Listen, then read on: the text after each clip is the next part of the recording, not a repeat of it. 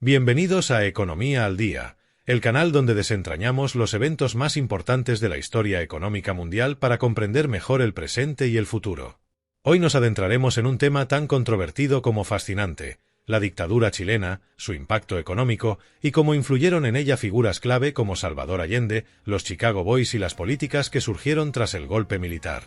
Exploraremos cómo estas políticas transformaron a Chile y si es posible que un país crezca bajo una dictadura, siempre analizando con un enfoque basado en principios económicos liberales. Acompáñenme en este recorrido para entender cómo Chile pasó de la crisis económica a ser un referente de crecimiento en América Latina, y cómo las políticas actuales han cambiado ese rumbo. La historia de Chile en la segunda mitad del siglo XX está marcada por tensiones políticas, crisis económicas y transformaciones profundas que dejaron una huella imborrable en el país. La figura de Salvador Allende y su gobierno de la Unidad Popular, seguido por la dictadura militar encabezada por Augusto Pinochet, representa un periodo clave para entender el desarrollo económico y político de Chile. La influencia de los Chicago Boys y la aplicación de políticas neoliberales en un país que venía de una profunda crisis económica, así como los desafíos que enfrentó Chile en su transición a la democracia y los cambios económicos impulsados por los gobiernos posteriores, son elementos cruciales que definen la identidad del Chile moderno. Salvador Allende, un médico de formación y un político con una larga trayectoria en el Senado, asumió la presidencia de Chile en 1970, marcando un hito histórico como el primer presidente marxista en llegar al poder mediante elecciones democráticas en el mundo occidental. Su gobierno prometía llevar a cabo una revolución pacífica en el país, instaurando el socialismo con sabor a vino tinto y empanadas. Sin embargo, el contexto económico en el que se desarrolló su gobierno fue desafiante, con una inflación galopante que alcanzó cifras alarmantes. En 1973, la inflación anual superó el 500%, uno de los índices más altos del mundo en aquel entonces, lo que refleja la profunda crisis económica que enfrentaba el país. La nacionalización de las principales industrias, especialmente del cobre, fue uno de los pilares de la política económica de Allende. El cobre, conocido como el sueldo de Chile, representaba una fuente crucial de ingresos para el país. Sin embargo, la expropiación de las minas, en su mayoría controladas por empresas estadounidenses, tensó las relaciones con Estados Unidos y llevó a un bloqueo económico que profundizó la crisis. Además, las políticas de control de precios y la expansión del gasto público, financiado en gran parte mediante la emisión de dinero, llevaron a un desabastecimiento masivo y un mercado negro floreciente. La economía chilena, que ya estaba en una situación precaria, se vio sumida en un caos total, con la población enfrentando la escasez de bienes básicos y largas filas para obtener productos de primera necesidad. El descontento social y político creció, y el país se polarizó de manera extrema. Las huelgas, los paros y las manifestaciones eran constantes, y la oposición a Allende, apoyada por sectores de la derecha y el centro político, así como por Estados Unidos, que temía un segundo Cuba en el continente, se organizó de manera cada vez más agresiva. La situación culminó el 11 de septiembre de 1973, cuando las Fuerzas Armadas, lideradas por el general Augusto Pinochet, llevaron a cabo un golpe de Estado que derrocó a Allende. La brutalidad del golpe, que incluyó el bombardeo del Palacio de la Moneda y la muerte de Allende, marcó el inicio de una dictadura militar que se prolongaría por 17 años. Bajo el gobierno de Pinochet, Chile experimentó una transformación radical en su economía.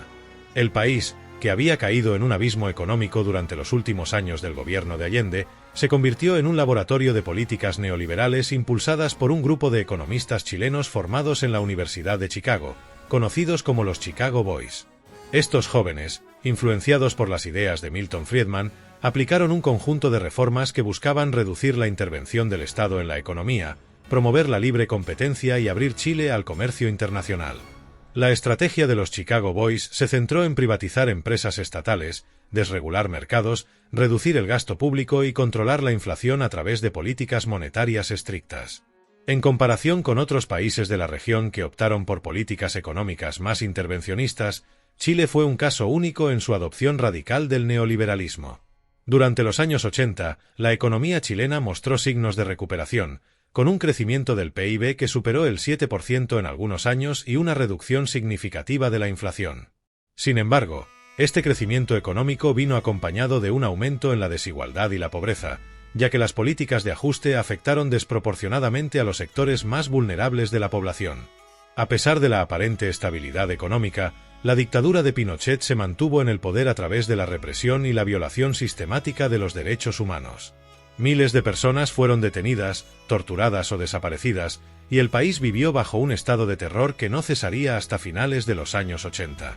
La Constitución de 1980, impuesta por el régimen, estableció las bases para un modelo económico que priorizaba el libre mercado y limitaba el papel del Estado en la economía. Este modelo económico, aunque efectivo en algunos aspectos, también creó una estructura que perpetuó la desigualdad y dificultó la creación de un sistema de bienestar robusto en las décadas posteriores. El plebiscito de 1988 marcó el comienzo del fin de la dictadura. A pesar de los esfuerzos de Pinochet por mantenerse en el poder, la mayoría de los chilenos votó por el no, abriendo la puerta a un proceso de transición a la democracia. Sin embargo, el legado de la dictadura, especialmente en términos económicos, se mantuvo. Los primeros gobiernos democráticos, encabezados por la Concertación, optaron por mantener gran parte de las políticas neoliberales implementadas durante el régimen militar, pero también buscaron corregir algunas de las injusticias sociales que habían surgido. Durante la década de 1990 y principios de los 2000, Chile experimentó un crecimiento económico sostenido, con tasas de crecimiento anual cercanas al 6% y una reducción significativa de la pobreza, que pasó del 45% en 1987 al 13,7% en 2006. Sin embargo, la desigualdad seguía siendo alta, y las políticas sociales de los gobiernos de la Concertación no lograron reducirla de manera significativa. El modelo económico chileno, basado en la exportación de materias primas, especialmente cobre, fue eficiente en generar crecimiento, pero su dependencia de los ciclos internacionales y la falta de diversificación económica fueron factores que limitaron su capacidad de desarrollo a largo plazo.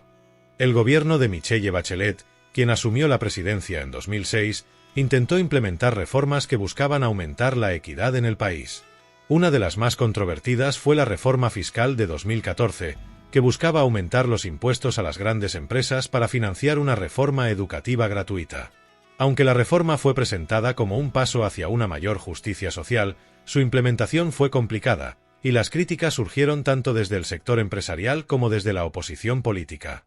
La economía chilena, que ya estaba mostrando signos de desaceleración, se vio afectada por la incertidumbre generada por la reforma, lo que llevó a un crecimiento económico más bajo durante el segundo mandato de Bachelet. A lo largo de la historia, ha habido ejemplos de países que, bajo regímenes dictatoriales, han experimentado un notable crecimiento económico. Esto ha generado un debate sobre si es posible, o incluso deseable, que una dictadura aplique políticas económicas liberales que promuevan el desarrollo económico. Chile bajo el régimen de Pinochet es uno de los casos más emblemáticos de este fenómeno, pero no es el único. Otros países también han seguido un camino similar, combinando autoritarismo político con liberalismo económico, y los resultados han sido tan variados como complejos. El ejemplo de Chile es paradigmático. Bajo la dictadura de Augusto Pinochet, se implementaron reformas económicas radicales inspiradas en los principios del libre mercado, promovidos por los Chicago Boys. Estas reformas incluyeron la privatización masiva de empresas estatales, la liberalización del comercio exterior, la desregulación del mercado laboral y un control estricto de la inflación. Como resultado, la economía chilena se recuperó de la crisis, y el país experimentó un crecimiento económico sostenido durante gran parte de los años 80. Sin embargo, este crecimiento vino acompañado de un aumento en la desigualdad y la pobreza, así como de una represión brutal de cualquier oposición política. Otro ejemplo notable es el de Singapur, bajo el liderazgo de Lee Kuan Yew. Aunque no se trató de una dictadura militar, Singapur fue gobernado de manera autoritaria durante décadas, con una fuerte represión de la oposición y un control estricto sobre la sociedad. Sin embargo, Lee Kuan Yew implementó políticas económicas que transformaron a Singapur de una ciudad-estado subdesarrollada en una de las economías más prósperas del mundo. La apertura al comercio internacional, la atracción de inversión extranjera, la educación y la disciplina fiscal fueron pilares de este modelo. A pesar del éxito económico, Singapur sigue siendo criticado por su falta de libertades políticas y derechos humanos. China es quizás el ejemplo más claro de crecimiento económico bajo un régimen autoritario. Desde las reformas iniciadas por Deng Xiaoping en 1978, China ha experimentado un crecimiento económico sin precedentes, convirtiéndose en la segunda economía más grande del mundo. Aunque sigue siendo un país de partido único, con un control estricto sobre la sociedad y una ausencia de libertades políticas. Las reformas de mercado introducidas por Deng transformaron el país. La liberalización económica, la apertura al comercio exterior y la atracción de inversión extranjera han sido clave para este éxito. Sin embargo, el modelo chino ha sido acompañado por una represión sistemática y una falta de transparencia que ha generado dudas sobre su sostenibilidad a largo plazo. Otro caso interesante es el de Corea del Sur durante el régimen de Park Chung-hee en las décadas de 1960 y 1970. Aunque Corea del Sur es hoy una democracia vibrante, su desarrollo económico inicial se dio bajo un régimen autoritario. Park implementó una serie de políticas económicas que promovieron la industrialización, la exportación y la modernización del país. Estas políticas transformaron a Corea del Sur de una nación agrícola pobre en una potencia industrial.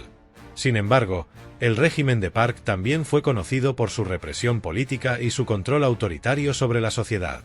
En todos estos casos, el crecimiento económico se logró a costa de libertades políticas y derechos humanos.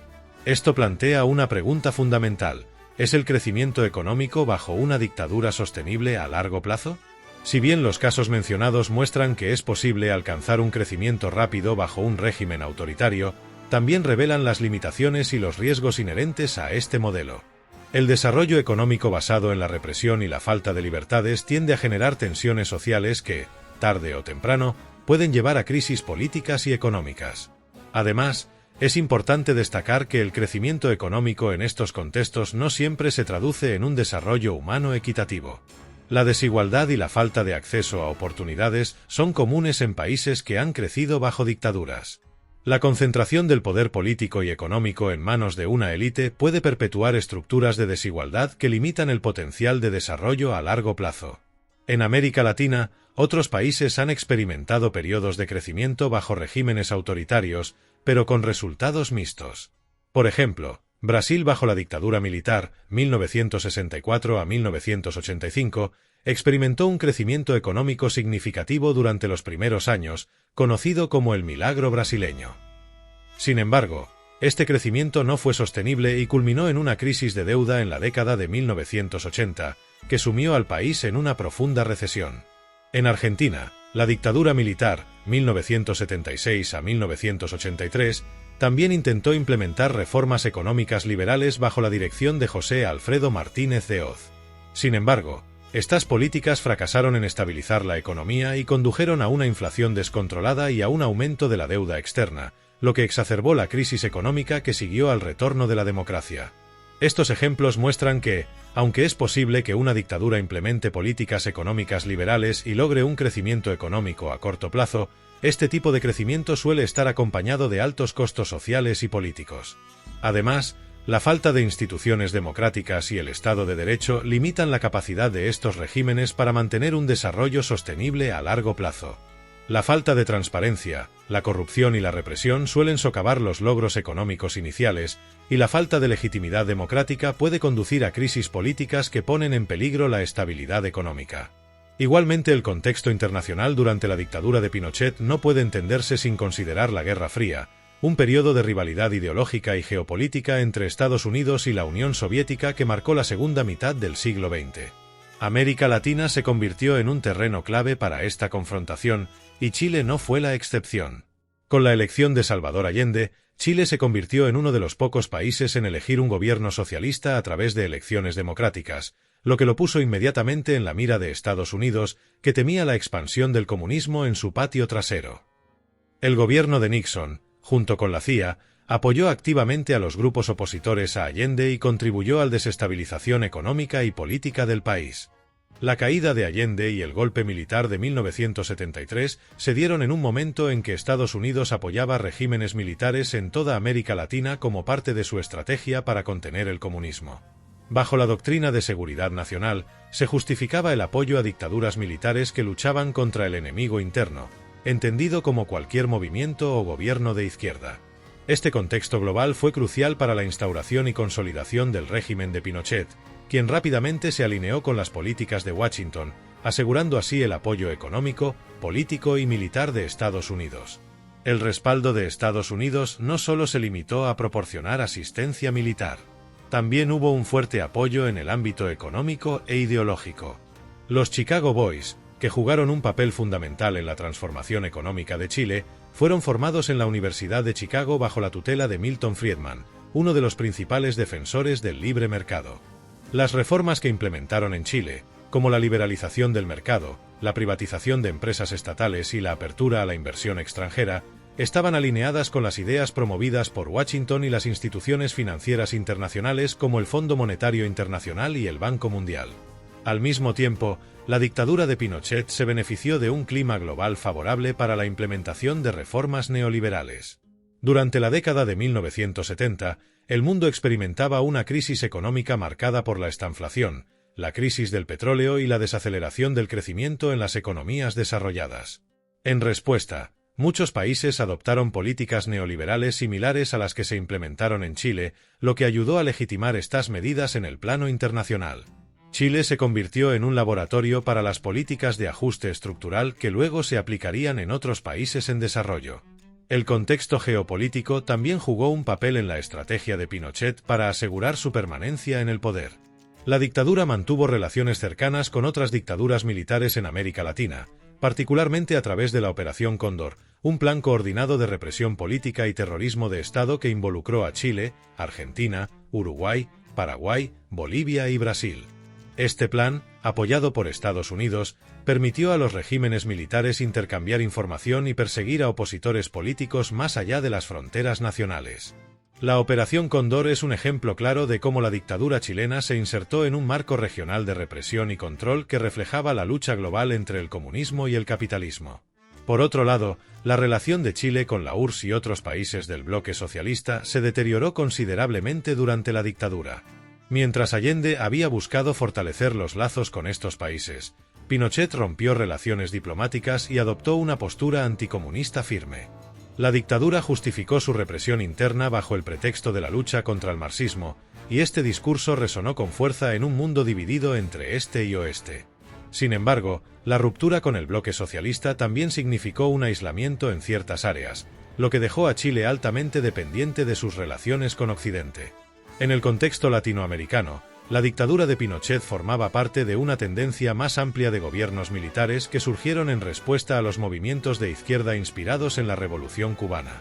Países como Argentina, Brasil y Uruguay también vivieron golpes de Estado y dictaduras que implementaron políticas neoliberales, aunque en diferentes grados y con distintos resultados. Sin embargo, a diferencia de otros países de la región, donde las dictaduras eventualmente dieron paso a democracias con economías mixtas, Chile mantuvo su modelo neoliberal incluso después del regreso a la democracia, lo que consolidó su imagen como un milagro económico en un contexto regional de crisis y ajustes fallidos.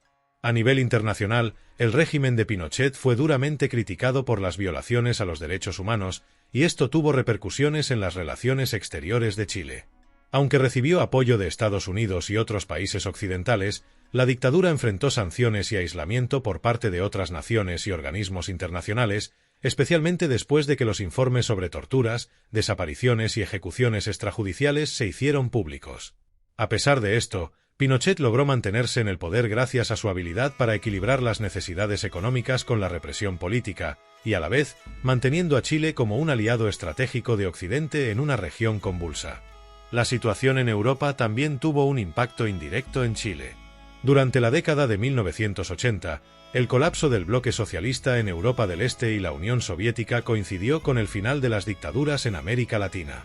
Este cambio global hacia la democracia y el capitalismo hizo insostenible la permanencia de regímenes militares como el de Pinochet. La transición chilena a la democracia, aunque controlada y limitada por la Constitución de 1980, formó parte de un proceso más amplio de democratización que marcó el fin de la Guerra Fría. Este contexto global, junto con la presión interna y externa, contribuyó a que Pinochet aceptara realizar un plebiscito en 1988, lo que finalmente llevó al fin de la dictadura. Finalmente, el legado de la dictadura de Pinochet y su impacto en la economía y la sociedad chilena no pueden analizarse sin considerar el entorno internacional en el que se desarrollaron. La Guerra Fría, las políticas de Estados Unidos, las reformas neoliberales globales y la crisis del bloque socialista son factores que moldearon las decisiones del régimen y sus consecuencias. Entender el contexto internacional no solo arroja luz sobre por qué y cómo se implementaron las políticas de Pinochet, sino que también nos permite comprender el lugar de Chile en un mundo cambiante y las lecciones que se pueden extraer de esta historia. En conclusión, si bien es cierto que algunas dictaduras han logrado un crecimiento económico significativo mediante la adopción de políticas liberales, estos casos también demuestran que el desarrollo económico sostenible requiere más que simplemente aplicar reformas de mercado. La gobernanza democrática, el respeto a los derechos humanos y la creación de instituciones sólidas son elementos esenciales para garantizar que el crecimiento económico se traduzca en un desarrollo inclusivo y duradero. La pregunta que queda para la reflexión es: ¿qué precio estamos dispuestos a pagar por el crecimiento económico y cuál es el verdadero costo de sacrificar la libertad en nombre del desarrollo?